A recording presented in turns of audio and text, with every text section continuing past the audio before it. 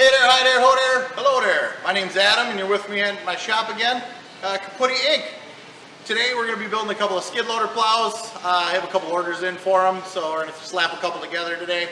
I normally sell about 5 or 10 of these a year, depends on the year and how many I get to build. I acquire the plows throughout the year, and then when the off season comes, we build some skid loader plows. I keep track of the market on Marketplace and Facebook, and then Craigslist to see how other people's plows are selling, what they're selling for. It really hasn't been a great year for them, so I wasn't really all that anxious to buy a whole bunch and just have them sitting around, put a whole bunch of money into build these plows, and then you got them sitting outside just wasting away. So we're gonna get those accomplished, and let's get started.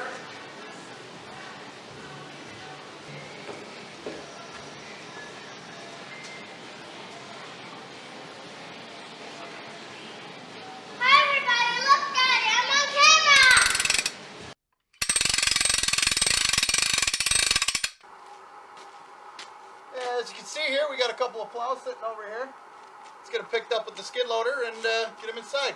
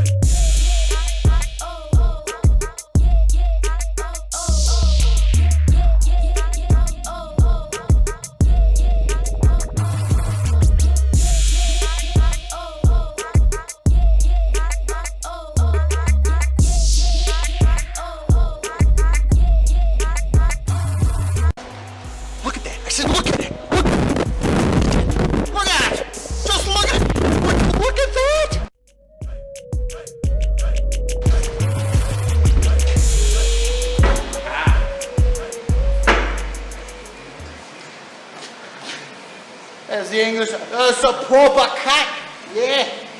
Looking real smart, yeah. All right, here's the couplers I put on. We're gonna build the hoses out right now. That should be extremely exciting, so try not to piss yourself with excitement watching that. They're Parker brand, American made. They're just this hydraulic high pressure flat face coupler. You can see there, nothing special, but yeah, just on off. Take those, add them to our hoses. I like to add a little pipe dope just in case. Also on there, we're gonna add this restrictor here we got. It's small enough, you could fit a mouse's pecker in there probably. Maybe not, I mean that thing is tiny. I mean, woo! Anyways, you can see light through it. I think it's like, what would it be, a 60 thousandths hole. So, tighter than a nun, if you will. We use that because otherwise those plows kick back and forth really fast, so I go ahead and add these. I put one on each line. I used to only put one on one line. That was a bad call. Didn't make that center pin push out, apparently. Luckily we caught it pretty early in the game making these, and we put one in each line now. You can always drill these out, make them a little bigger if you want the plow to turn a little faster, but I let the customer decide how much they want, how fast they want it to turn. So let's get to putting this together. There we have it. One adapted skid loader hose. We got the male in there and the female, you know what I'm saying? Let's get this one made.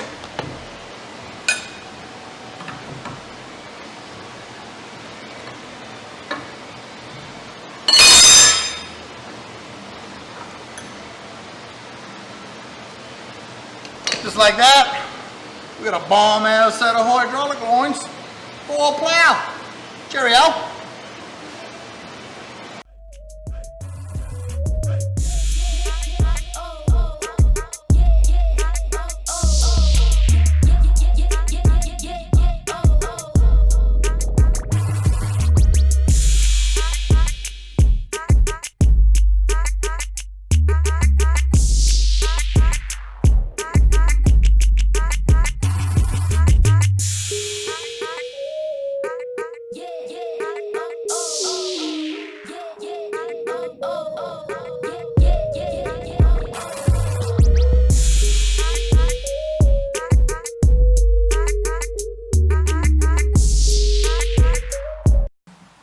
We're testing out our snow plow. We managed to blow a hydraulic line on one of the arms here and run out of fluid.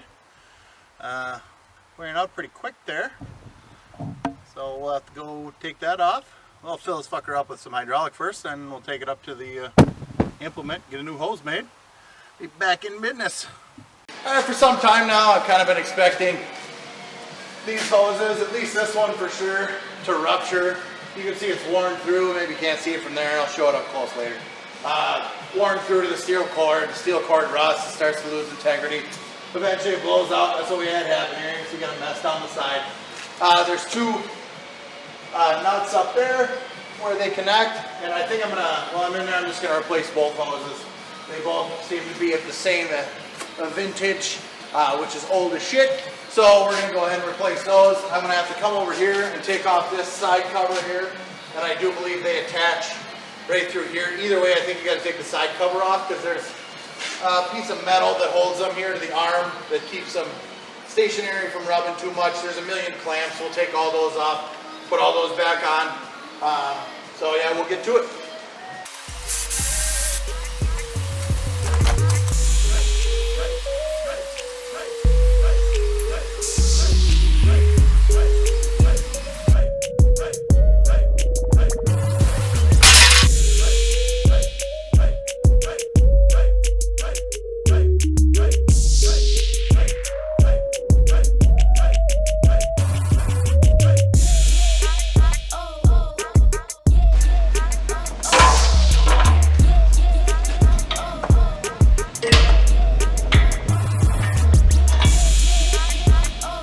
That might be one of the thicker hoses I've ever pulled.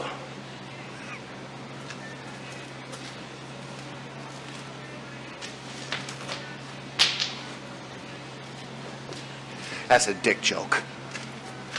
Got to put this protective sleeve back over the hose. I do believe the process is you pinch the tip and then you just roll. No. That's a different protective sleeve. Well, that was simple enough, huh?